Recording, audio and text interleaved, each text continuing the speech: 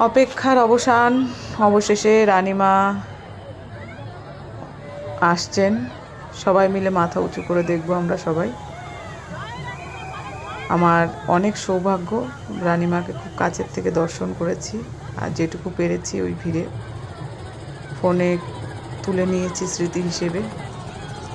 আবার একটি বছরের অপেক্ষা করতে হবে রানীমায়ের জন্য। সবাই আশীর্বাদ নিন রানীমায়ের, সবাই মাকে সবার মনস্কামনা জানান, মা অবশ্যই পূরণ করবে।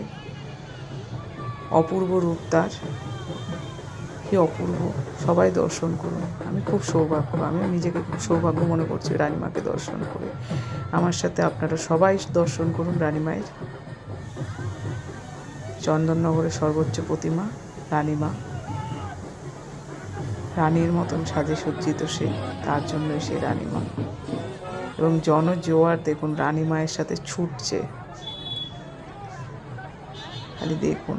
তার জন্য চন্দননগরে আসতেই হবে পরের বছর, যারা আসেন না।